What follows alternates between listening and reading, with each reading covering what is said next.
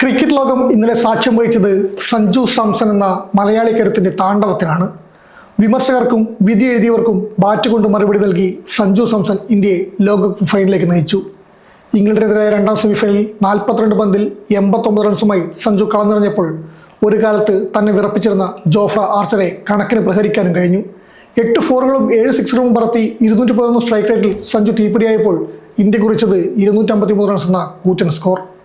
അവസാന ഓവർ വരെ ആവേശം മുറ്റിനിന്ന പോരാട്ടത്തിൽ 7 റൺസിന് ഇംഗ്ലണ്ടിനെ വീഴ്ത്തി ഇന്ത്യ തുടർച്ചയായ രണ്ടാം തവണയും ഫൈനലിൽ കടന്നിരിക്കുന്നു.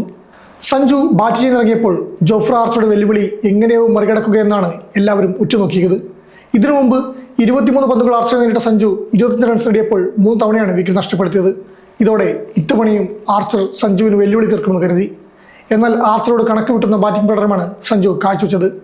ആക്രമണോത്സവ ബാറ്റിംഗാണ് സഞ്ജു പുറത്തെടുത്ത തന്ത്രം. ആദ്യ ഓവർ മുതൽ ആർച്ചറെ തിരഞ്ഞാക്രമിക്കാൻ സഞ്ജുവിന് സാധിച്ചു. ആദ്യ ഓവർ എറിയാതെ ജോഫ്ര ആർച്ചറുടെ 2 പന്തുകളും ഡോട്ടായി.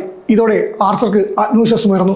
3-ാം പന്തിൽ ബൗണ്ടറി നേടി സഞ്ജു 4-ാം പന്തിൽ സിക്സും പറത്തി ആർച്ചർക്ക് മറുപടി നൽകി. 5 പന്തിൽ 11 റൺസാണ് ആർച്ചറുടെ ആദ്യ ഓവറിൽ സഞ്ജു നേടിയത്. ഇതുകൊണ്ടും സഞ്ജു നിർത്തിയില്ല.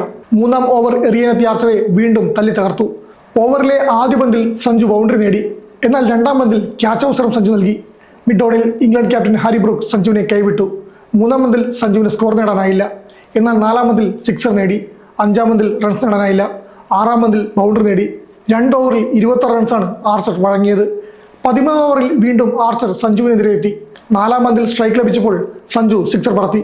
5-ാം പന്തിലും സഞ്ജു സിക്സർ പറത്തി. അവസാന പന്തിൽ 1 റൺസാണ് നേടിയത്. പിന്നീട് സഞ്ജു സാംസൺ പുറത്തായ ശേഷമാണ് ആർച്ചർ തൻ്റെ അവസാന ഓവർ എറിയാനെത്തിയത്. 19-ാം ഓവറിലെ ആദ്യ പന്ത് തിലക് വർമ്മ സിക്സർ വായിച്ചു. 2-ാം പന്ത് ഡോട്ടായപ്പോൾ 3-ാം പന്തിൽ സിക്സർ നേടി. 4-ാം പന്തും സിക്സർ വായിച്ചു. 5-ാം പന്തിൽ തിലകിനെ ക്ലീൻ ബൗൾഡ് ചെയ്യാൻ ആർച്ചർക്കായി. 4 ഓവറിൽ 61 റൺസ് വിട്ടുകൊടുത്ത് 1 വിക്കറ്റാണ് ആർച്ചർ വീഴ്ത്തിയത്. ആർച്ചറെ തിരഞ്ഞാക്രമിക്കാനുള്ള നീക്കമാണ് ഇന്ത്യ നടത്തിയതെന്ന് പറയാം. എന്തായാലും സഞ്ജു സാംസണിന് അഭിമാനിക്കാവുന്ന പ്രകടനം വീണ്ടും പുറത്തെടുക്കാൻ സാധിച്ചു. 2 നിർണായക മത്സരങ്ങളിൽ അർദ്ധ സെഞ്ചുറിയുടെ ഇന്ത്യയുടെ ഹീറോയായി സഞ്ജു മാറിയെന്ന് പറയാം. എഴുതിത്തള്ളിയുടെ കൈയടി നേടാൻ സഞ്ജുവിന് സാധിച്ചിരിക്കുന്നു. 2020 ലോകകപ്പിൽ ഇന്ത്യ ഫൈനൽ കടന്നിരിക്കുകയാണ്. ആവശ്യകരമായ സെമിഫൈനലിൽ ഇംഗ്ലണ്ടിനെ 7 റൺസിന് തോൽപ്പിച്ചാണ് ഇന്ത്യ തുടർച്ചയായ രണ്ടാം ലോകകപ്പ് ഫൈനൽ ടിക്കറ്റ് നേടിയത്. 253 എന്ന കൂറ്റൻ സ്കോർ നേടിയിട്ടും ഇന്ത്യക്ക് 7 റൺസിനാണ് ജയിക്കാനായത്. തോൽവി നേരിട്ടെങ്കിലും അവസാന ഓവർ വരെ ഇന്ത്യയെ വിറപ്പിച്ചാണ് ഇംഗ്ലണ്ട് കീഴടങ്ങിയത്. 42 പന്തിൽ 89 റൺസ് സഞ്ജു സാംസണാണ് കളിയിലെ താരമായത്.